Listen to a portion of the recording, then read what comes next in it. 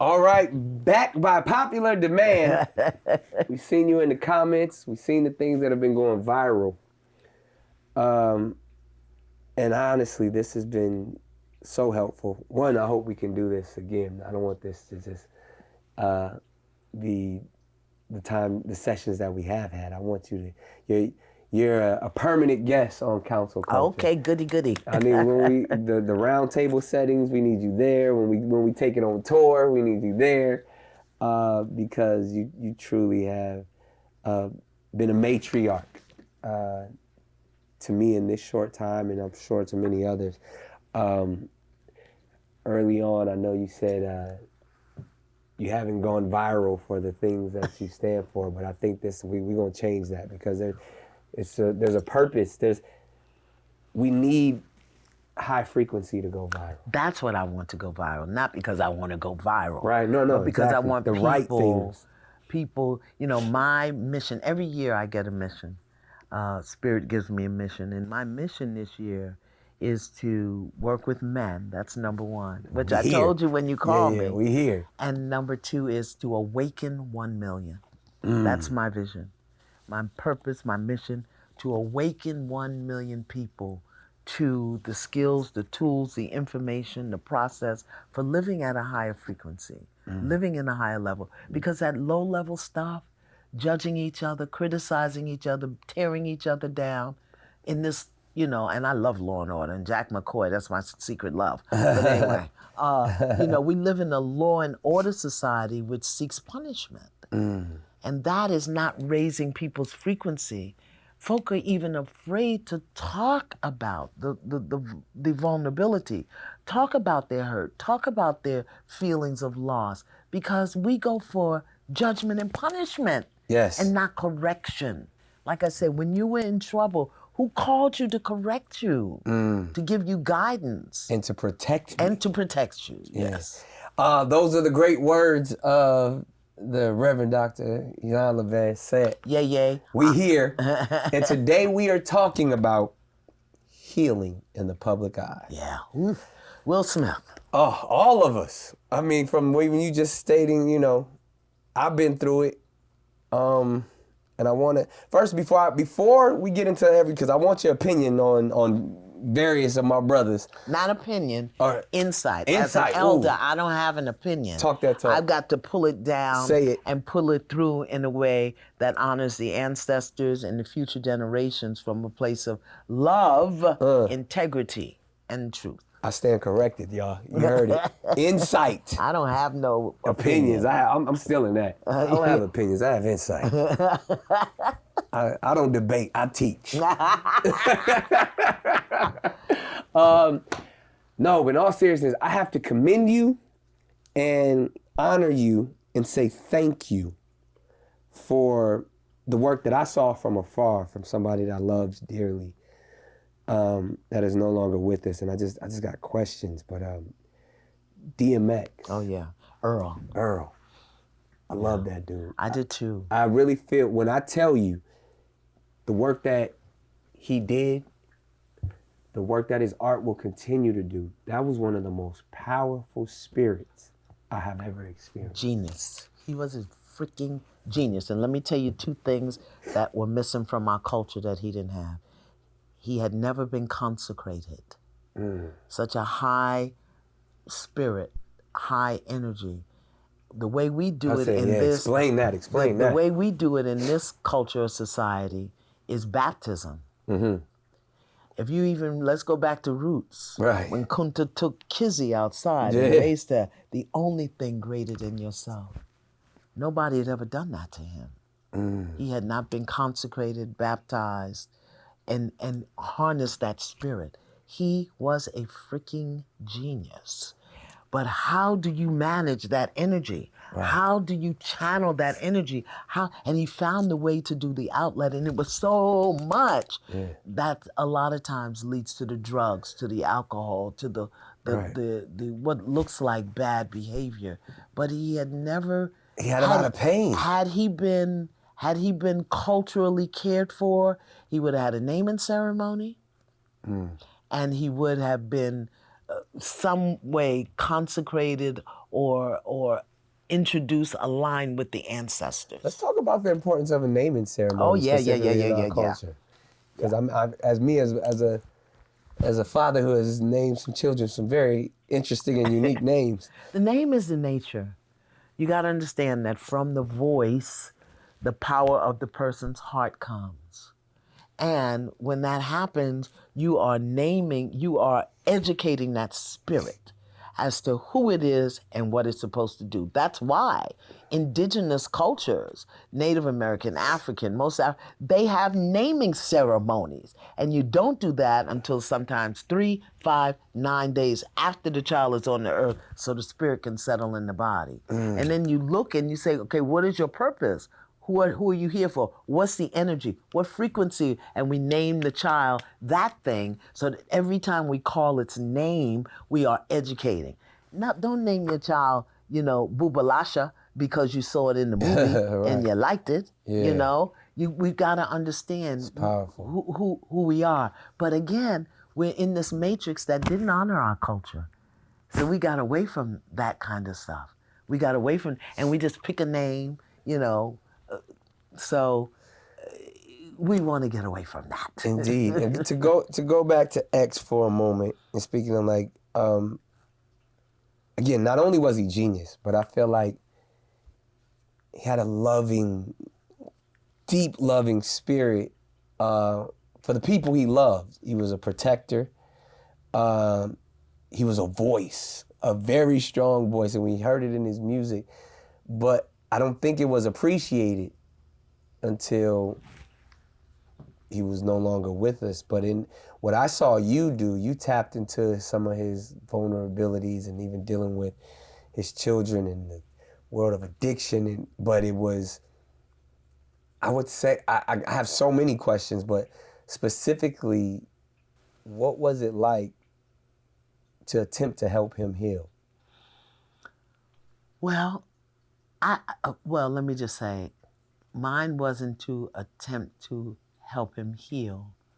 My work was about empowering him so he could make the choice to heal.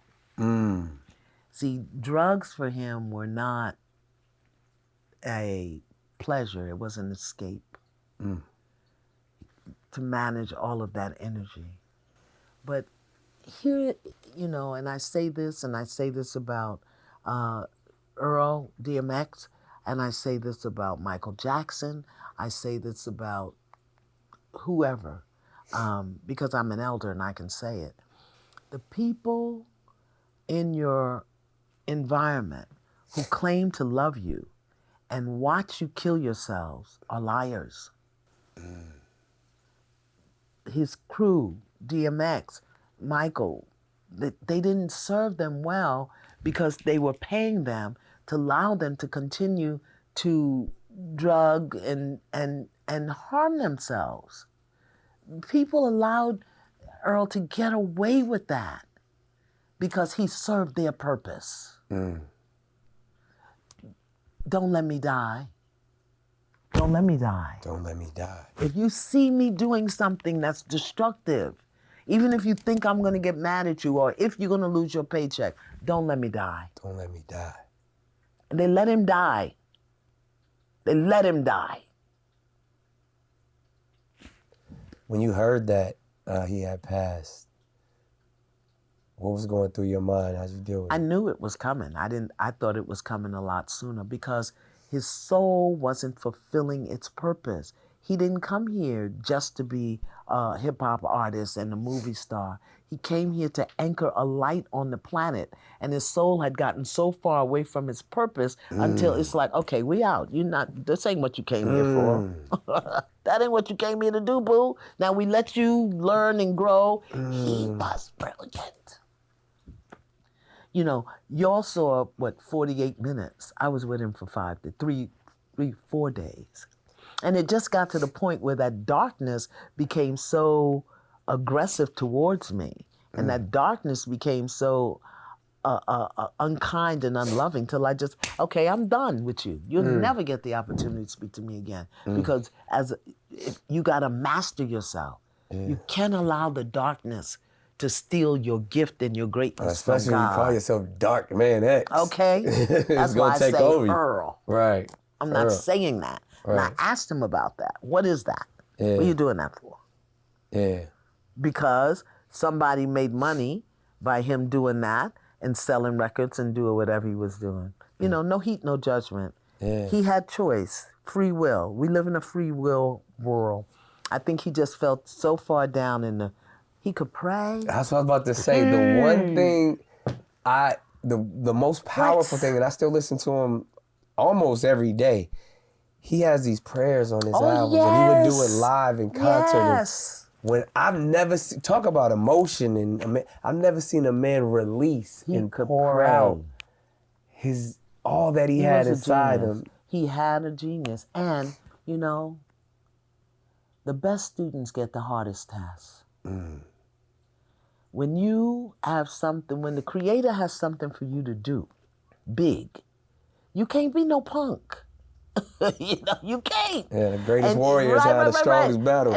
And you're going to have to toughest walk battles, through some yeah. stuff and bounce back. Yeah. And I think because there wasn't enough support in the environment, positive support. People loved him and supported him. But moving him out of that it just got to the point where he wasn't living up to his spirit anymore, his soul's purpose. That is so powerful. So can we, that's hitting home. So can we talk about when one has a lot inside them, when one has a purpose?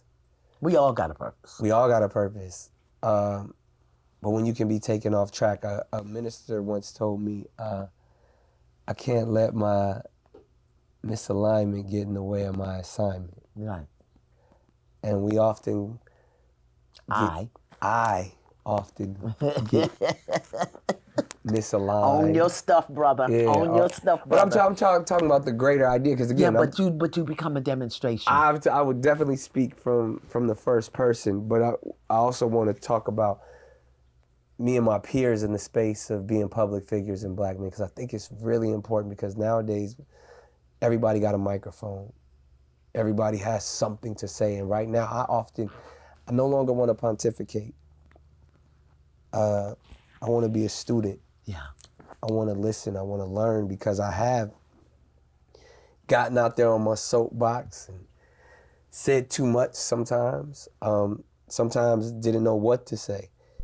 But being in these situations, whether, you know, if one thing we can't deny, even as much as we don't want to say we're not role models, and, you know, we have responsibilities. We have assignments, whether it's as fathers, whether it's as leaders, however you want to say it, and we get thrown off track, and we all got to heal, but to heal in front of the world, to heal in front of everybody, can take you out. And I'm watching it happen. We got some demons. We got some demons in our community. We got some demons in our culture that have been hidden for a long time, and, you know, as my mother always said, what goes on in the darkness will come to light. But how do we deal with those demons and still be the men, the honorable men that we may have, that our image may have put forth? Well, first of all, don't call them demons and judge them bad and wrong. I mean, some of them. All things are lessons that God would have us learn. So you must first be willing to learn. And I just heard you say, I don't want to pontificate. I want to be a student. How many brothers want to learn? Or how many of them are holding on to their self-righteous dysfunction? Yeah. They ain't nothing wrong with them. They got it going on. Right. Because you said we ain't got no demons. Like, I think we got to call for what they are. Because Bill Cosby got some demons. Well, it's just like those are, and that was someone I looked up to. Yeah, but is that a demon, or is that a broken little boy who became a wounded man, who became purposeful to make people money, so they exploited his weaknesses and kept them silent for their own benefit? I am not justifying anything Bill Cosby did. I grew up on Bill Cosby, okay? Right. But was he a broken little boy? Do we know who diddled him? Do we know what his ache was? But then he became purposeful to other people. A comedian, a actor, a leader, a strong voice. Yeah, Somebody in the black community. America's dad. Did anybody ever say to them, where does it hurt? Did anybody ever say to them, him, how you feel? How you doing? Did anybody ever say that to him? They was probably scared to say that to him at some Well, point. then, so he was allowed, they accommodate. Somebody knew if he did those things that they said, him and our other beloved, There's so many. what's his name? The singer? R. Kelly. I knew that's who you was talking about.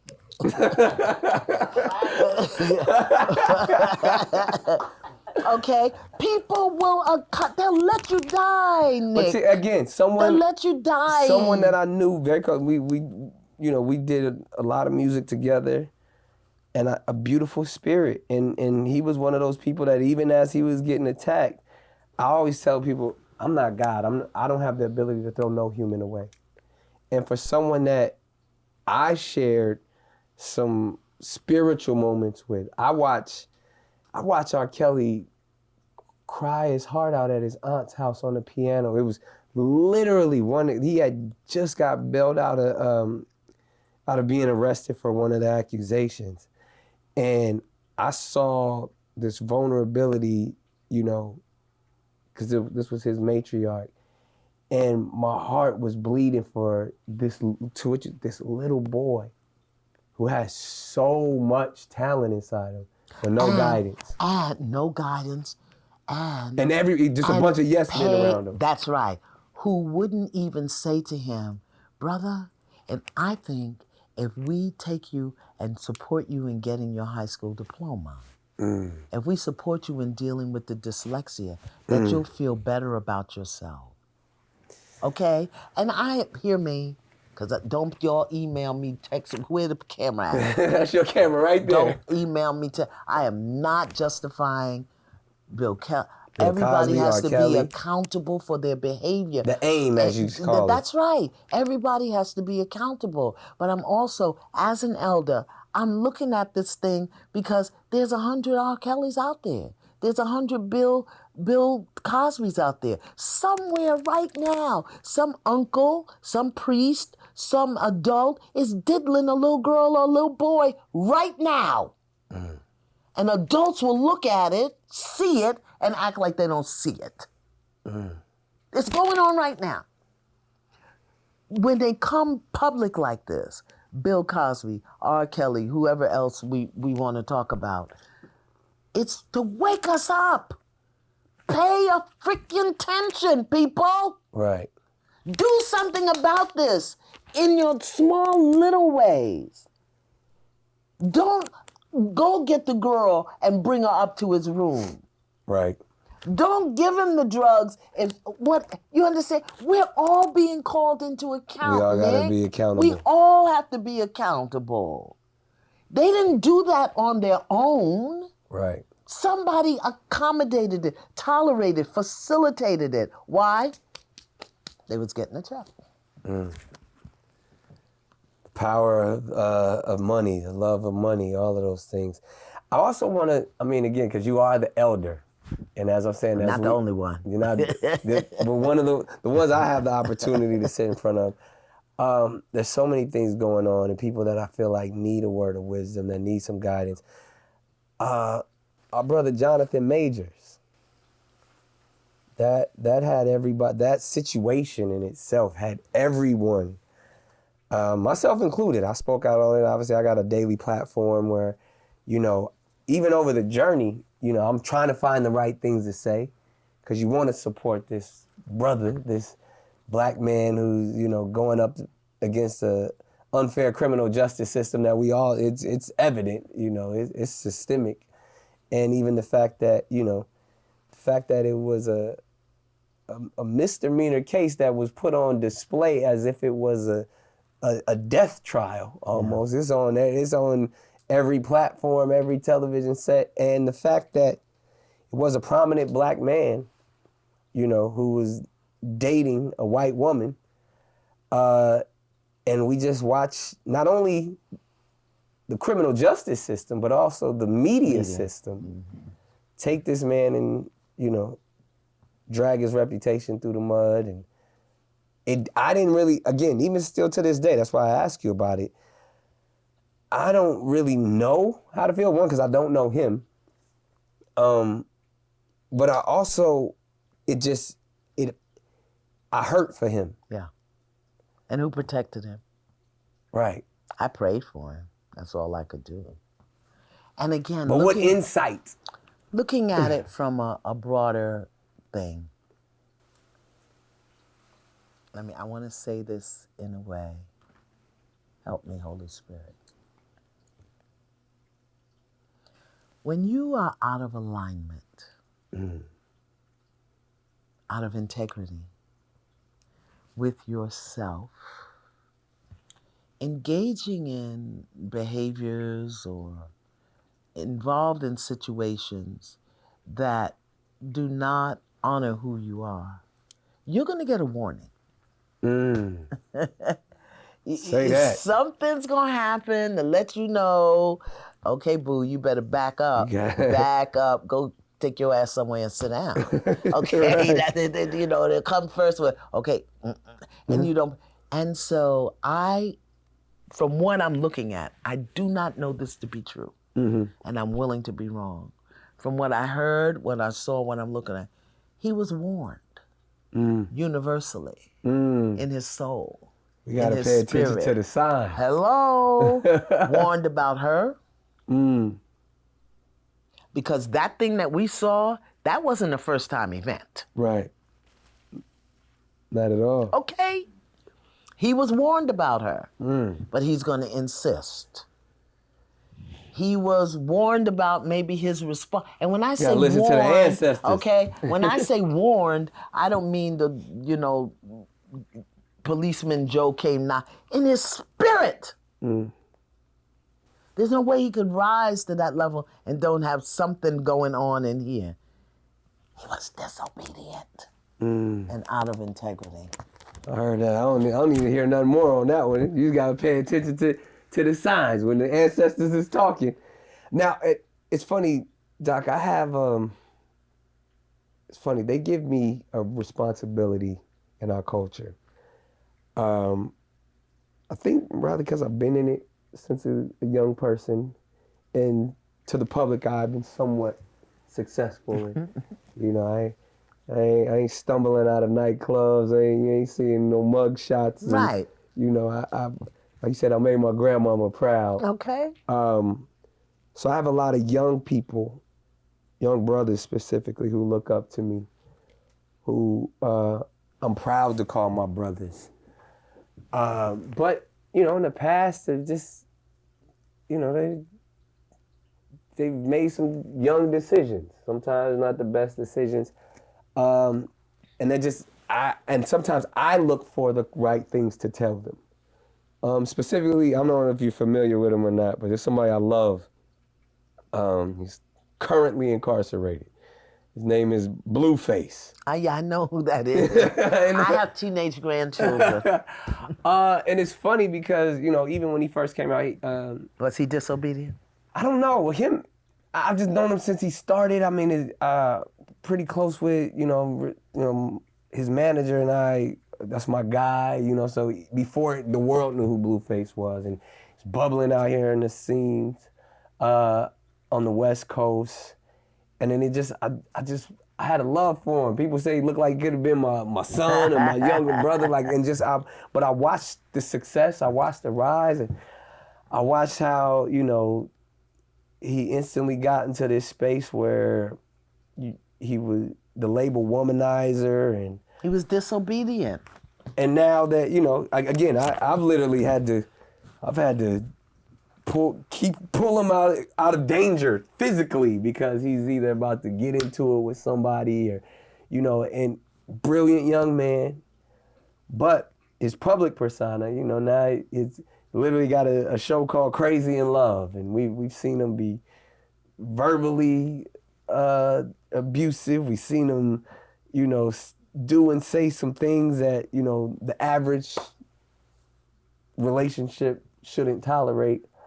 But I want to give him a word. I mean, and even like, you know, someone that I'm extremely proud of right now and his journey, but there even was times where I didn't have a word for him. I just would just go over there and just be with him. Would be like, you know, my brother Chris Brown. Like I have a real familial love for these guys because, again, one, someone who's often judged, someone who's been in scenarios where, like, I want to be an example. And I have a connection with them. Like I said, the same connect, like, I don't know what it is. I got a connection for people that are just honest, real, true to who they are and have been through a lot. So I loved Earl, you know, Chris. Bobby Brown is one of my favorite people on this planet. Mike Tyson, whenever I'm in this place, I don't know, and I don't know if it's just what it is, but I feel like those type of individuals, my spirit is led to be next to them and stand for them when everyone else is saying that person's a monster. Let's throw this person away. Let's cancel this person. I'm the first to stand up and be like, nah, that's my guy. Nah, but did you think about this? So I've gotten in trouble many a times of standing next to the R. Kellys and standing next to the Bluefaces and saying, I'm not gonna let you tear down my brother Chris. I'm not gonna let you tear down Bobby. I'm not gonna let you, like, all of these people, when the mob mentality comes for them, for whatever reason, my spirit's been led to stand in front of the mob and be like, nah, I'm not gonna allow this to happen on my watch. Well, where's the love in it?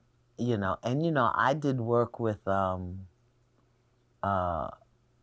of Chris Brown's former partners. Karuchi Tran, because my first love is women. So I love me some Chris Brown, but Karuchi was in trouble. Okay, so I'm going that way. Let me just say this. It's hard to build greatness on a foundation of dysfunction.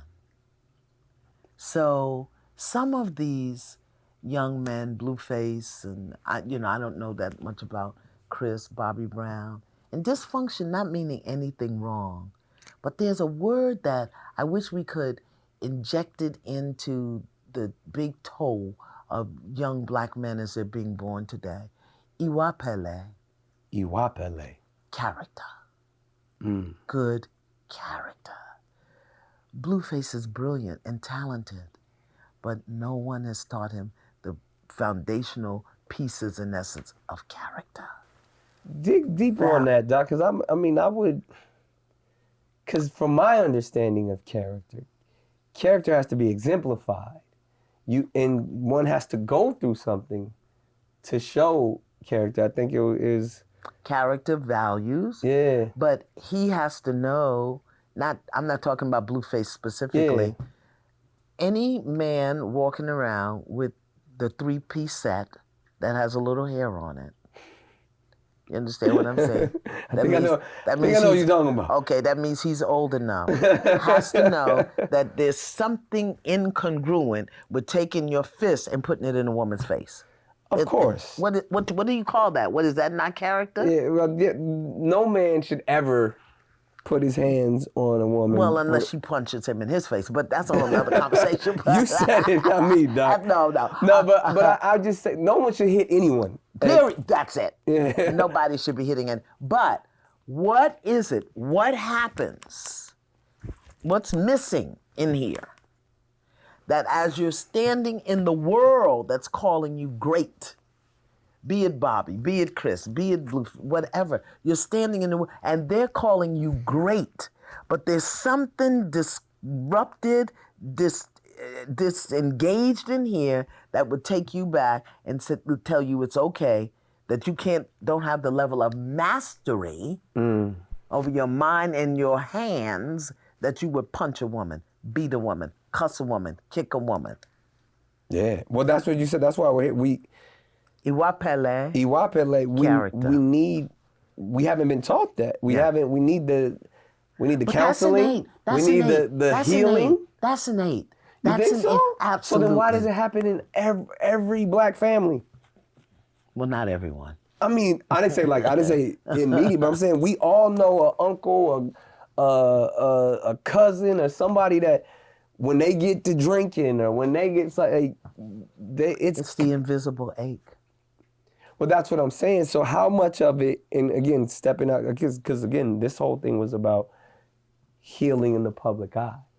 Because Heal before you get there. well, that's what I'm saying. Like, to me, what I hated and still hate to this day, I mean, I watched literally my little brother, Chris Brown, at 19, be drugged through the mud, called a monster, wanted to be thrown away, all of these things, and he's a child. Yeah.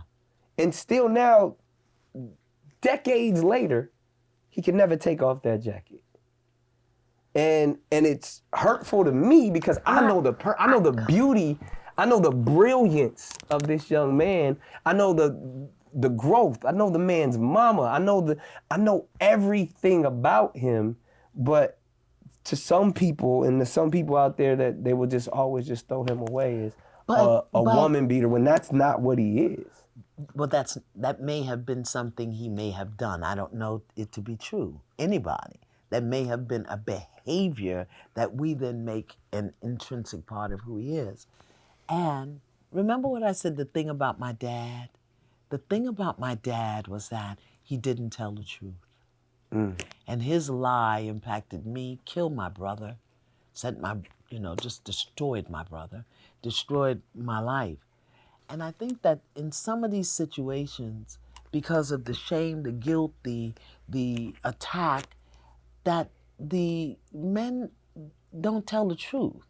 They go into this defense and bravado of innocence.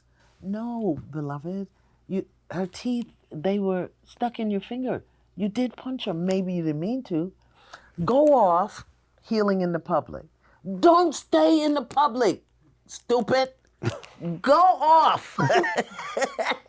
Get yourself together and then come back and have a conversation that serves the entire community. Well, that I think that's why I built Counsel Culture for sure. Because don't stay in the public talking, running your mouth, saying ridiculosity. Isn't that a show? Is that one ridiculousness. Of your shows? Oh, ridiculousness. Is that one of your shows? No, it's a joint. It's the family. Yeah. So go off. Look quietly. Look at what you did. Look at what you learned. What hurt you? What were you going for? What did you do? Heal yourself. Take a year. Take 2 years. And then come back and say, let me tell you, this is what I learned. So, but again, because I almost jump off this one because I got a couple more I want to get into specifically. But that one, and again, I get nervous even talking about it because when you have such a love for somebody and you want to defend them, I get angry. And because when I know whether it's my own son or even my actual younger blood brother that's sitting here, when we've all made mistakes as young men. Yeah. But and especially black men, when we don't get a lot of chances, when that mistake is magnified, and you forever become that. Is it the mistake or is it the lack of acknowledgement? No. Is it denial? No, because I'm saying, because even all the way to where there's penitentiaries right now filled with men who have healed, but will never get another chance to operate because society has thrown them away. When I've watched people make a mistake, atone, seriously do the work, but society never gives them another chance. Well, is it society or is it their communal family? I mean, at some point, depending on who the public figure is, those can be one and the same. Because your immediate family gonna love you, know you, and understand you. But when we're putting out an image that, I think and rightly so, but Bill Cosby will never be able to be. Well, he's not safe. Yeah, but he can't come back in yeah, because R. he's Kelly not will safe. never be like all of these Because people. he's not safe. Right. You understand? But people, we can accommodate, we can support, we can allow, and for so are me, we just to throw all of these people away because? well, we let them throw them away by allowing the justice system to deal with them as opposed to mental health. I think both of them. Scary. I It's think scary. both of them would make exquisite test cases. Right. I would want to really examine from the womb. I want to know, what did you marinate in the womb? What was your mama's pregnancy like? Right. What was her diet like? And I would want to follow and make them case studies so that we get to see, if they don't get this, that'll happen. If they get this, that'll happen. Really, both of them. And learn from the transgressions. Them so that we can then begin to incorporate into our churches, into our educational system, into our mental health system, the things to address those things, because they're not alone. We just know about them. It's true. And that's why I created the platform. That's the perfect reason why I created this platform, because we've canceled so many that none of them will ever get another shot. And Well, we've never tried cancel to them. counsel The justice them. system counseled them. Right. But I mean, even in the public eye too, because, if it wasn't for the public jury and the public opinion of R. Kelly, it would have never got to the But see, there's justice such a system. thing as universal law. Okay, now she's about to get spiritual. Well, that's what I do. Forgive me. And I just wonder, I don't know this to be true, because with the number of women that we're talking about in both of those instances, I wonder, this is just a wonderment in my mind, if they had said at any point, I was sick and I didn't know it, please forgive me. But you got the woman there, ripped to pieces, clothes hanging, and you saying, I didn't do nothing. Gotta be the accountability. That pisses me off. That's the accountability. Right. I was sick. It doesn't change what happened. But I want you to understand, I was sick. Please forgive me. And I am going to spend the rest of my life healing myself. It doesn't change. Maybe we can heal together. But it is the denial. You making me think that I'm crazy. I lived that. I lived it. Well, someone else that they have said is crazy and is a personal friend for 20-something years. Oh, God, you got crazy friends. I right? do. We need help. Crazy, no crazy. we travel in packs. But someone that people have wanted me to cancel, wanted me to throw away. And I want to know? Yeah, I'm about to tell you. We were at our kids' basketball game this past week. Kanye West. Insight. How can he heal? What does he need? Because again, it's my brother. Like when I was canceled, he was one of the people that looked out, called me, stood beside me, telling me he right. And ironically, he gets canceled for me times 10. He double, triple, quadrupled down in the times where even at times he was giving me advice. And then to look, another genius. Is he not a genius? The man is cut from a different cloth. But I'm going to reserve commenting on him. That's very. I mean, that's how I feel. Like even when it comes up, talking about him, because I still to this day get ridiculed for calling him my brother, calling him my friend, being seen in places with him. Even all that I've gone through with the Jewish community, with now being, I have a podcast literally with the CEO of the ADL, and even wanted to mend that, trying to be one of those voices of bringing them together, because as I've often said, and I've said it out in the public,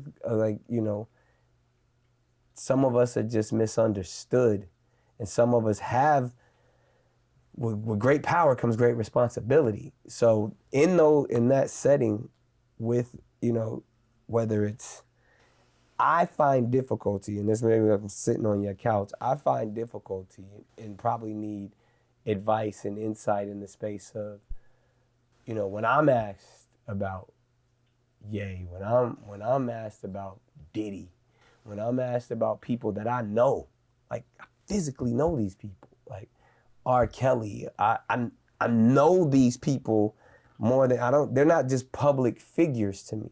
So I have to almost do this dance about when it comes up. I remember I did an interview specifically, I think I was on, it was either Breakfast Club or Angela Yee or something, and they asked me about Puff, and I answered it as honestly as I knew how to answer it.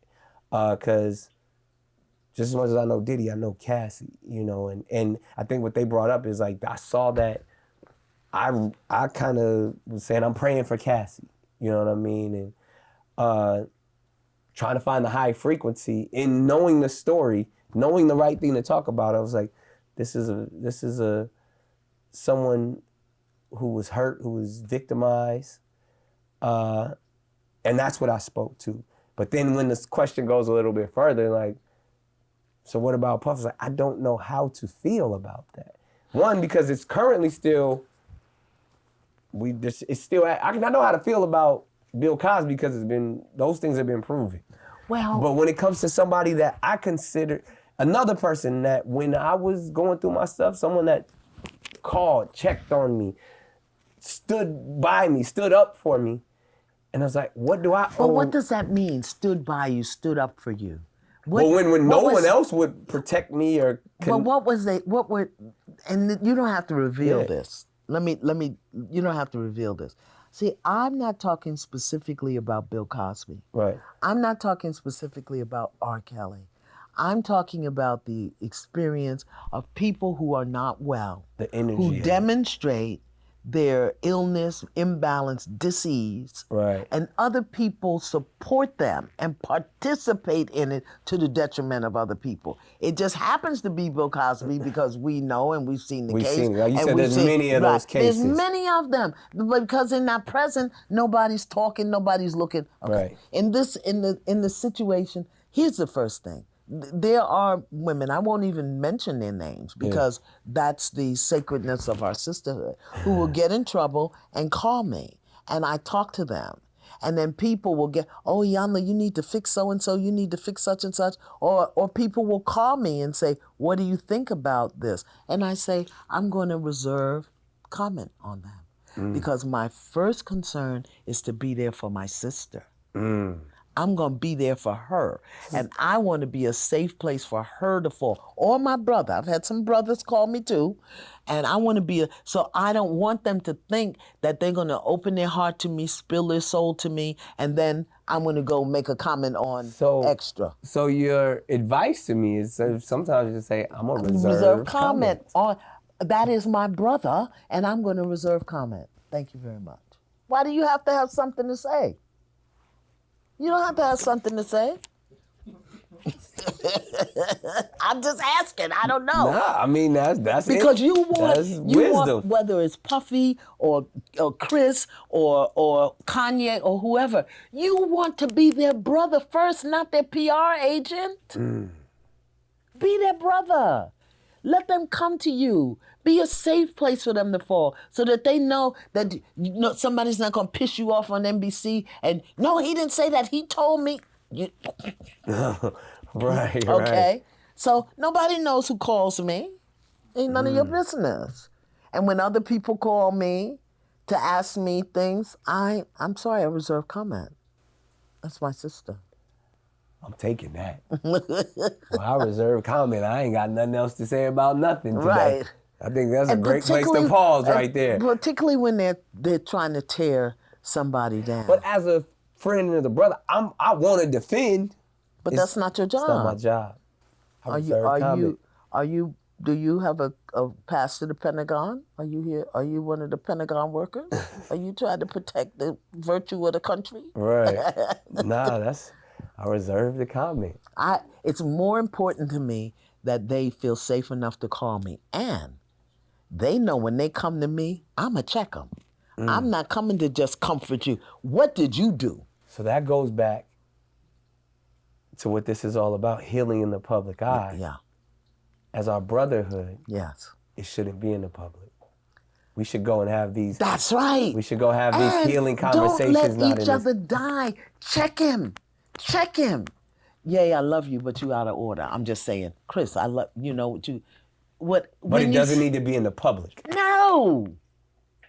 And if it is in the public, let it Even be though here. even let though it it's be a happening round in table. right. Let it be around. Let it be in a safe Let place. them, yeah. Yes. Let them come to a safe and make them accountable. Line up that integrity and find out what they need to master to get this handled. There's nothing that can't be handled with a conversation. That's the brilliance.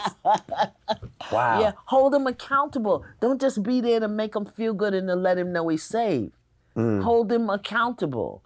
And I will say this, you can cut this out or whatever. I think one of the greatest demonstrations of healing and grace and also punishment and retribution that we saw was Will Smith and Chris Rock. Please tell me. That's a big one that we saw. Well, again, I'm looking at the broadest perspective. And I know who Will Smith is in his spirit, and Chris. Yeah. You know? We know them both. I did Chris Rock's show back in the 90s when he was on HBO. And I watched that scenario kind of play out. And I knew when he went and when Will walked up to there, he was healing.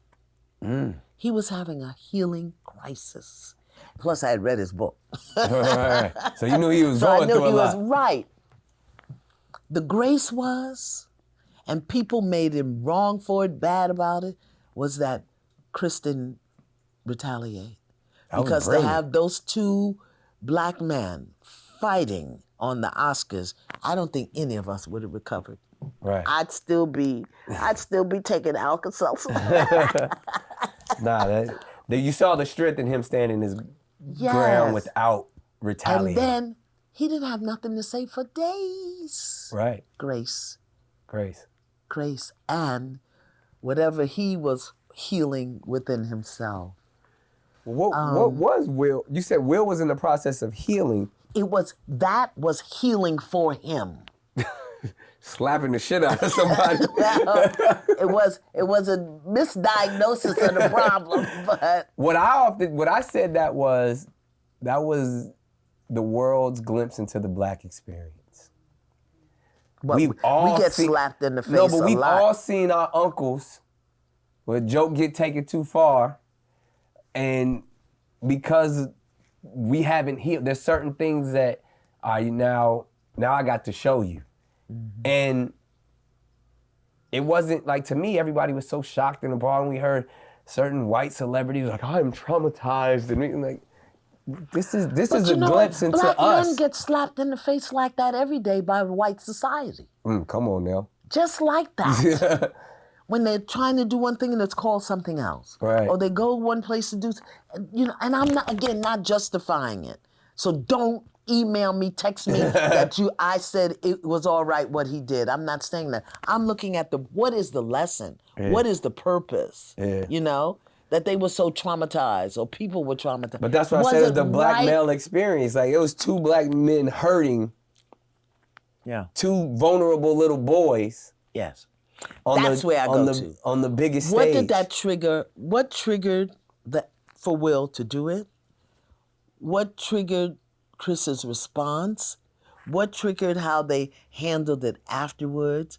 Now, what hurt my heart is, as brilliant as he's been, master in his craft, just the work that Will Smith has done. Yeah. That now, he's canceled for 10 years. And he did a beautiful documentary after all of that. Brilliant. Yeah. That ain't nobody even looking at. We have to stop that. It's not about cancel culture. It's about counsel culture. Yeah. No canceling. We got to counsel. Whoever said to Will, how you feel? How did that feel? How did it feel? He couldn't even embrace whatever healing it was because immediately everybody jumped on We it. canceled him. And then now he's guilty. Now he's ashamed. And now he's punished. And now he has to climb back up. I hope he does it with no pants on. And there we go. In other words, you know what I mean, right? I hope he climbs back up so high Tell until everybody they kiss his have to, ass. okay? And I love me some Chris Rock too. And me too. I love all of my brothers. And that's Do the it purpose. quietly. Yeah. Do it quietly. This is the Be purpose. brothers for each other. Don't have to, unless we have us, after the healing happens, bring them to the couch And or then bring we them could to do- the table. When they have something to say of substance. About the learning. About the About aim. the aim of, right. I love it. We're going to awaken 1 million men to the aim. Oh, it's going to happen this year. Spirit says it's going to happen. The anointing is on it. I thank you for your time. I thank you for your energy. As I say, I'm in the presence of the highest class of civilization. Reverend Dr. Iyanla Vanzant. For your courage, for your obedience. Thank you. And for making Grandma Corrine proud. I love you. Love you back. Mm. It's all good. There it is, y'all. We out.